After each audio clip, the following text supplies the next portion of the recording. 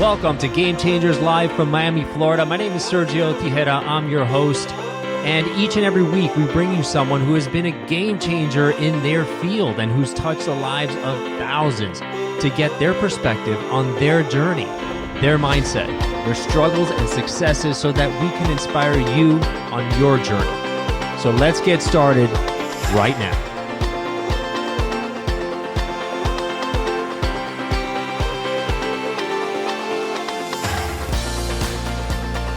Hi, everyone. This is Sergio from Game Changers. And as many of you may know, we bring exciting content each and every week and hope you've been enjoying it. And thank you so much for your support. It means a lot to me. But I also want to let you know that I'm not only the host of Game Changers. What I really do is I'm a leadership development consultant. And I work with teams and individuals just like you and yours to help them reach peak performance. How do I do this? Through a number of ways. I offer one-on-one executive coaching and multi-level coaching, helping people get out of their own way, get the limiting beliefs out of their head so that they can show up better with more ownership, more accountability, and better results. I also have a course, which I just started today, happens every other month, called the Peak Performance Method. If you want to find a way to jump into a group coaching environment that's going to make huge changes, not only in yourself, but in your team's performance, that's a great way to do it. And I also have a 30-day challenge, which I just completed with 35 amazing people last month. And it's coming up again July 1st through the 30th. So I can definitely help you out with that. So we have a lot going on here at Progress Partners Consulting, which that is my organization. So thank you so much for being here with me on this journey. Game Changers is a fantastic tool. I love it. We've created an amazing community of guests and fans of the show. So please, when you get a chance, hit subscribe and like on the YouTube channel. Definitely do it on your Apple podcast. But more importantly, if you feel that I can reach out and help your organization or help you in any way, please let me know. I'd be happy to set up some time to do that. And look forward to talking to you soon. Yeah, and welcome to Game Changers Live. My name is Sergio Tigera. You can catch us each and every week here on Apple Podcasts, Google Podcasts, Spotify, any of your favorite platforms, LinkedIn, Facebook, Instagram, you name it. And we bring you people who have been game changers in their field. And this week's guest is a really fantastic and unique guy. His name is Marczell Klein, and he's a world-renowned hypnotherapist, confidence trainer, motivational speaker, and success coach. He's been known for using his cutting-edge psychological techniques to really boost people's confidence and psyche to help them achieve their goals. Wouldn't we all want that, right? So since 2018, Marczell has been frequently appearing at personal development conferences, hosting his own conferences. He just had several here in South Florida, the Miami area in 2021. And overall, since 18, he's helped over 10,000 people. And he's also been featured in Thrive Global, Disrupt Magazine, Medium Magazine, and was named one of the top 10 entrepreneurs in 2020 by Yahoo. So what's up, my brother? Hey, thanks for having me on. Hey, man, good to have you, bro. So you're coming out there from LA, hypnotherapist. Listen, hypnotherapy is one of these fields that I feel that has not been not explored, but deeply leveraged to help people, their confidence, their self-talk, their belief in themselves. What got you into hypnotherapy to begin with? Tell me that story. So when I was younger, I joined a football team in my high school. My best friend, his name was Josh. His dad was the football coach. And, we played the entire season, but we had 12, 13 people on the team. And eventually it was just 11. So I'd play every single play, all 4 quarters. And for anyone who doesn't know, that's a really good way to get hurt. And, football is not an easy sport. I was so spoiled that it was just really physical, and it caused a lot of pain. And anyways, our coach ended up passing away, and we dedicated the following season to him. But I did not want to play the sport again because before every game, I'd pretty much throw up from nerves. Everyone on the team would throw up. It was like going to war. It was horrible. And I went to see a hypnotherapist, and she just got rid of my fear. And, I played the first game of the next season. In the locker room, my friends are throwing up like they normally do. And I'm like, okay, when are the So wait, everybody in the football team was throwing up? Everyone was throwing up or gagging or Oh nervous, boy. like panic attack. And I'm there and I'm like, shouldn't I be feeling that too right now? And I wasn't. And then we get to the game. The game's about to start, and I have the best game of my life, and there was no nerves. And normally at halftime, I'm like, oh my god, I got to do another half of this. And again, no nerves, no nothing. And I'm like, wow, that was pretty cool. And it was interesting, but I didn't really think much of it. I'm like, yeah, hypnosis is cool, but it wasn't something that I was like, oh yeah, hypnosis. Then when I got older, I went to visit my friend at San Diego State University. And this guy is not confident at all, like at all. Was not. Now he is. And, there's a poster on the wall near the cafeteria. It says hypnotist performing tonight. I'm like, dude, we got to go see that. I got hypnotized one time. It was pretty cool. Like, we have to go see that. So we go to that show, and, my friend's like, oh, this isn't going to work. This is a bunch of nonsense. I'm like, just trust me. Anyways, he ends up volunteering, goes up on stage. Hypnotist goes sleep. My friend knocks out and then ends up being the star of the show. And then after he ended up being the star of the show, all of a sudden, the hypnotist goes, you're going to be super confident. When I snap my fingers, you're wide awake. And he does that. My friend comes off stage, different person, looks different, walks different, acts different. And I'm kind of confused. I'm like, okay.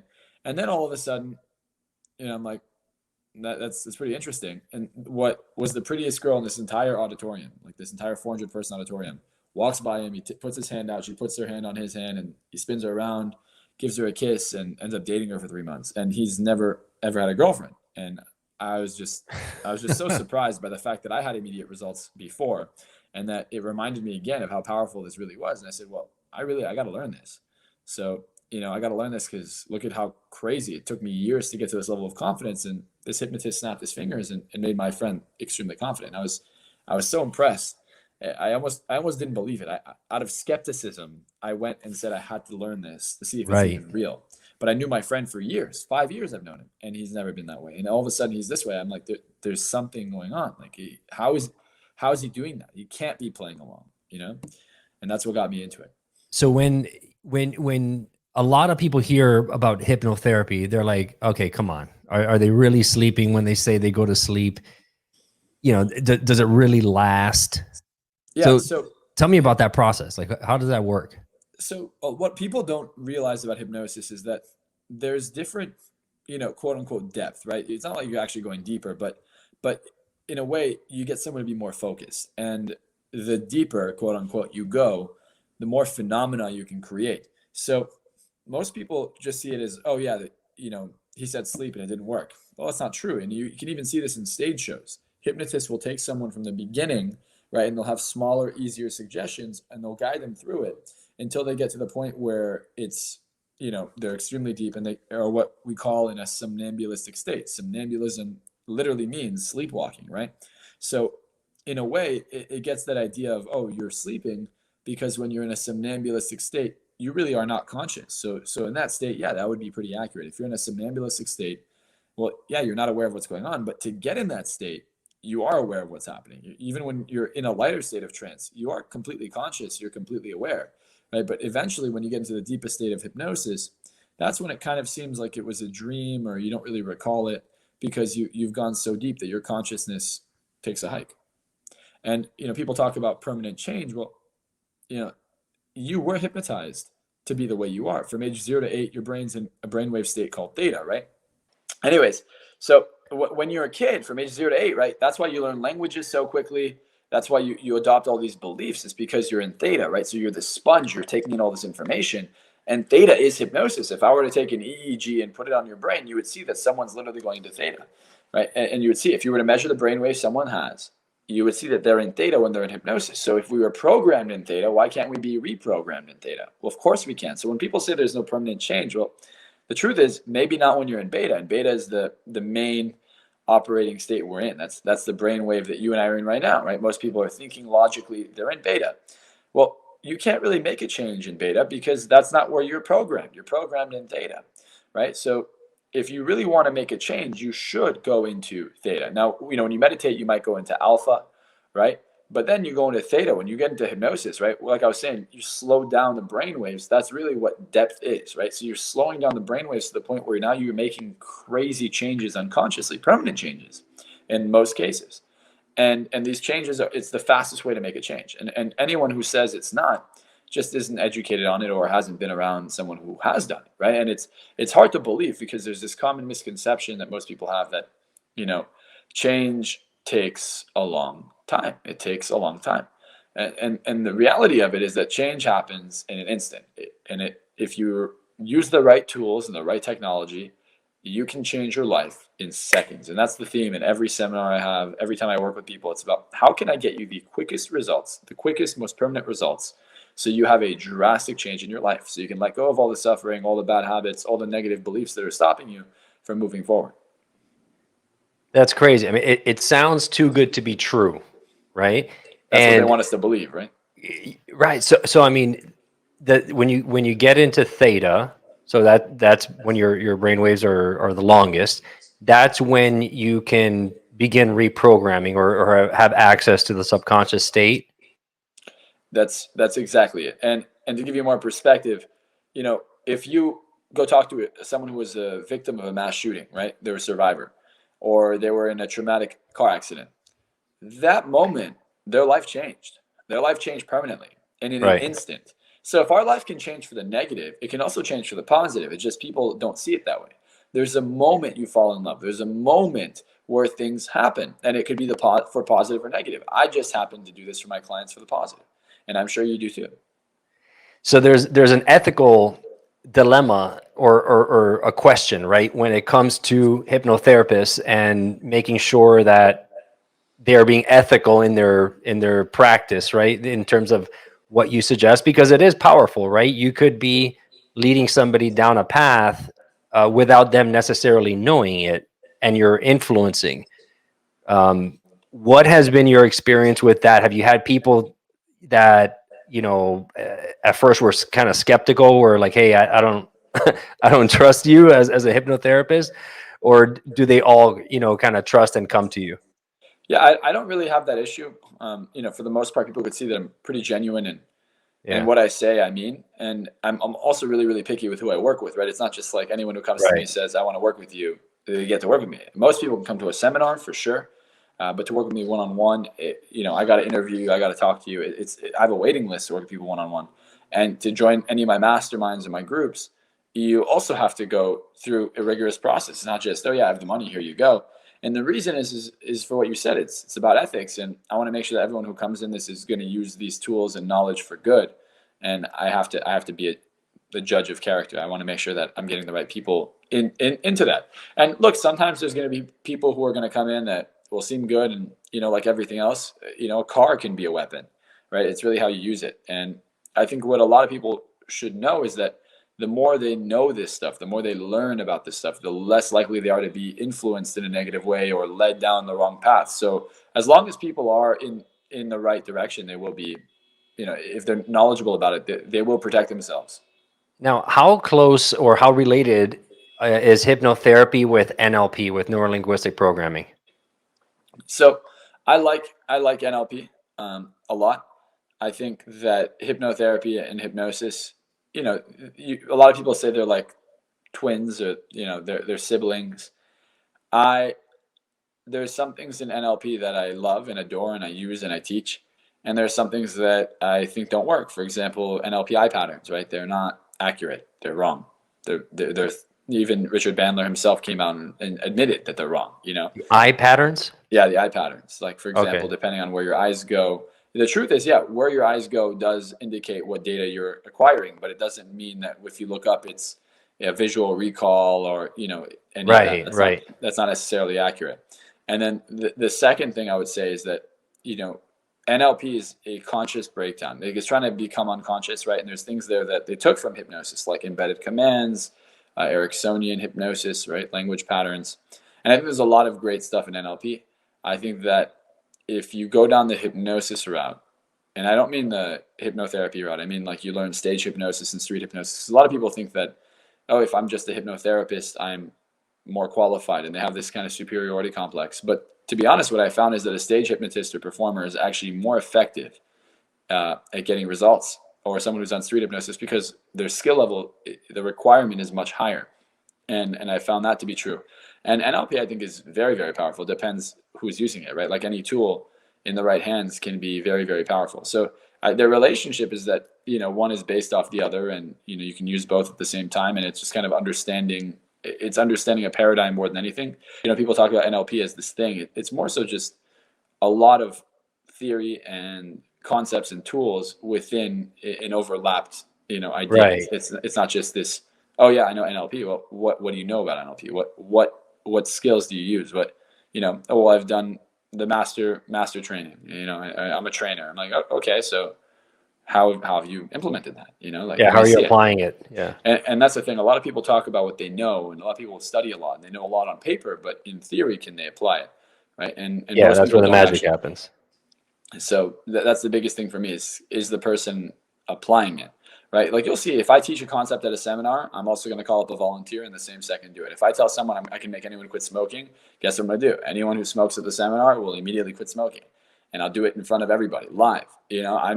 I'm not scared of my skill level. Like, I know if I say I'm going to do it, I'll do it and demonstrate it in front of the room. No fear, no problem. That's pretty cool.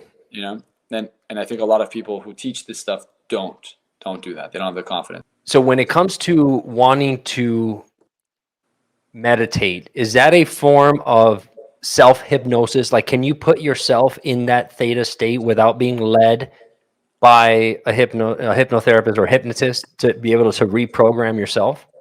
Yes, I actually think you can 100%. However, most people aren't good at it, and they don't practice. It takes practice, and it takes knowing, right? If you've never been in that state consciously, or you've never put yourself there, it's difficult to know when you're there, right? Some people might just close their eyes and be like, yeah, I'm here. No, there's a specific state, and you'll know that you made the change because you'll feel it. You'll feel it. So, I always teach people how to hypnotize themselves. It's one of the most, in my opinion, powerful things you can do, but more so just emotional intelligence in general, right? Take hypnosis and all that aside. Just being aware of your emotions. Like, why am I feeling this feeling? Should I feel this feeling or not? And most people don't know how to tap into a place where they can control their emotional state. They're kind of a victim of their emotions, right? They're very reactive. Something happens, they feel an emotion, they act on it instead of allowing themselves to think through, hey, is this the right thing, right? Like, people who say they can't control their anger, or they lash out and say mean things. Well, what if you just took a second and asked, why am I getting mad? Why is this happening? Why is that happening? And then that gives you a lot more control over your life, and, especially social interactions. If you want to connect with people, you should really understand yourself. And when you understand yourself, you will understand others better. Yeah. So it's the knee-jerk reaction versus responding with intentionality. Again, so Jake Paul, I watched your video when you were working with him, doing some hypnosis and stuff. Tell me about that and the outcomes that he had. We worked specifically on, if you saw his last couple of fights, right? We worked on his mindset in regards to, even you could see it in the video. I have it all on video. At least that one session. One of the things he wanted to accomplish is to be able to knock Nate Robinson out in under 10 punches, right? And look, I can't take credit for his work. Like, he's the one who did it. But I can tell you that, you could see how serious he was taking it. And he envisioned it beforehand. He had his mind set on it. And that's the thing, right? When you're literally constantly seeing the outcome, experiencing the outcome, and I just help amplify that, it is the outcome. Your mind creates reality. And people don't realize that it's not when you win, you feel the feeling. It's because you felt the feeling, you win. Because you felt like you're a millionaire, you become a millionaire. Because you felt like you were an athlete, you become an athlete.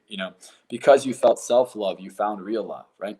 Yeah. A lot of people are, when I find it, I'll feel it. No, you feel it, then you find it, which means you become that person. You create the programs, the habits, the patterns, the beliefs of that person. And then that behavior will create that outcome. That's right. It's like, who do you have to be in order to do the things you have to do to have the things you want to have? But it's a lot of people, don't realize he's a genius. His marketing is brilliant. Everything he does is intention. It's completely intentional. Super great guy. Both of them have an impeccable mindset, real confidence. I mean, like, deep rooted internal confidence. I call it true confidence. And, they have big goals. They're ambitious, and people forget how young they are. They're young, and look at how much they're doing. 24 and 26, super young, super ambitious. They've already accomplished a lot. So, I give them props. People hate on them, but they've done great things.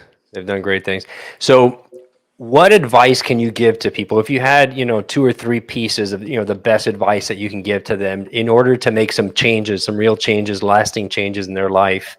Let's say they don't have access to yourself or a hypnotist and so forth, but things that they can apply in their day to day that they can see results. And what would you suggest? The first thing I would say is set a goal, like a big goal. I don't mean a small goal. I mean a big goal. Like, where do I want to be? I want to be, and cover all areas, tick all boxes, right? Relationship. If you have a relationship you're unhappy with, how can I make it better or find a new one, right? Health, what kind of body can I get into? What kind of mental health can I get to? Set a goal, like you have an outcome, money, financial, like business. Is it going to be, am I going to get a raise? Where do I want to be financially? And then once that's clear, right? And financially could be, I want to help my parents, could be anything along those lines. Once that's clear, you create a routine. And the routine is like, I'm going to go to sleep every day by this time. I'm going to wake up every day at this time. So you're sleeping every day. It's important, right? So a third of your day, you're going to be asleep, probably 8 hours. Then a third of the day should be dedicated to work, like work for both health and money. So I know the next third of the day, I'm going to go to the gym or do what I have to do. And I'm also going to think about working. Maybe you'll put in work. Maybe you'll start a website. Maybe, whatever. You dedicate 4 to 5 hours a day minimum to making progress financially. Like, whether that be like a podcast or clients or starting a business, reaching out to people, trying to make partnerships, trying to get clients, make sales. Dedicate a certain amount of time for that. And then, so you also work on your relationships and your happiness, dedicate, a third of the day for fun. Like, I'm going to hang out with my friends at this time. I'm going to go on dates at this time. I'm going to dedicate time to my, other half, like my partner, and get balance. That's how you balance out your day. And not only balance it out, it's what you do consistently over time that creates the outcomes you want. So the first thing I'd say is set a goal. Second thing is create a routine. And the third thing is somewhere in your routine, do something that makes you get better. Right? Besides the fact that consistently working out and working on your business will make you better, how can I push my comfort zone?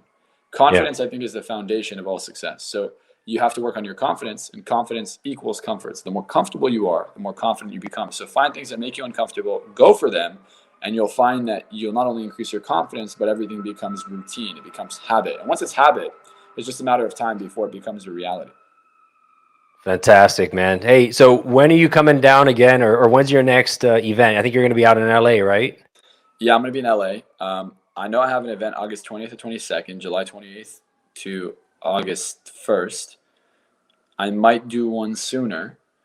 I know I'm thinking mid-July, I'm going to do a big seminar in LA. I might go back to Miami shortly. I'm not quite sure when, but I'm actually, this week, my team and I were meeting up in 10 minutes to plan out and schedule our seminar. So that's what today is about. So the rest of the day is dedicated, besides the gym, to figuring out seminar schedule, dates, and planning out the entire year, all of 2021. 1% better every day. Yeah. Hey, Marcel, man, thanks so much for being on, buddy. Where can people reach out to you on Instagram? It's at Marczell Klein, right? It's just at Marcel, yeah. At Marcel. My first name, just at Marcel, super easy. You guys can send me a DM. Be like, hey, I was on the Gamechangers podcast, and I liked it, whatever, send me a comment and I'll find it. If I don't reply, keep messaging me. I just get a bunch of DMs per day, from ads, things like that. People come find me and they message me. All right. So if you haven't seen him on stage, man, he's fantastic. He's a fantastic speaker. We saw him on Clubhouse originally, and I don't know, it was like 1,500 or more people in the room. It was like 2,000 or something. We got to 4,800, yeah. 4,800 people in the room. That's insane. It was the biggest room on Clubhouse. Yeah. At that point ever. And it was funny because you just kind of started off, and it just started building and building and building. That was my third room ever, and I realized, look, I'm amazing at speaking. When I want to speak, I'm in it, and I told my friends, they're in my room watching me, and I was just pacing back and forth in my room, and I'm like, listen, I'm gonna make this. I'm going to kill this app. Watch. I'm going to crush it. I'm going to show people what a real speaker sounds like. I'm going to go on here. I'm going to give the best content they've ever had. And I just kept doing it, and people wouldn't leave the room. It's not that people get on Clubhouse and it doesn't make success. It's that people join and leave because they lose interest. It's like, how can I keep everyone's interest and allow the room to continue to grow? And I didn't expect it to get that big. I'll tell you, I was expecting maybe 50 people, and it ended up started from nothing. And it jumped to 10, and then Paris Hilton joined the room, and she stayed in the room, and that brought another 80 people. And then from 80 people, it jumped to 300, and then 700, and 1,000. Then from 1,000, it quickly went to 2,000. Then everyone else joined, like Grant Cardone, all these other people. Yeah, it was insane. It was like a snowball effect, man. Yeah, and then it went 3,000, 3,500, and people were just pinging all their friends. And I had that day, I got maybe like out of the 4,000 something people that were in the room, at least at one point, I have no idea how many in total showed up. I got like 3,000 new people on Instagram, thousands of DMs. It took me like 2 weeks to respond to everybody. It was crazy. And I was like, wow, this app is powerful. Now I think the app is not as popular, but at the time that was, it was like, that was pretty intense. It's probably the biggest crowd you've ever spoken in front of, right? Yeah, that was impromptu. And it was crazy. I did it all in my room. Yeah. Fantastic, man. Hey, best of luck, my brother. Let me know when you're back in Miami. Have a great one, man. Sounds good, buddy. Thank you for having me on. All right. If you loved what you heard in today's episode of Game Changers, please subscribe and rate us. The lessons and the stories in these podcasts are immensely valuable, so I invite you to share them with a friend who needs to hear it. You may end up being the game changer in their lives.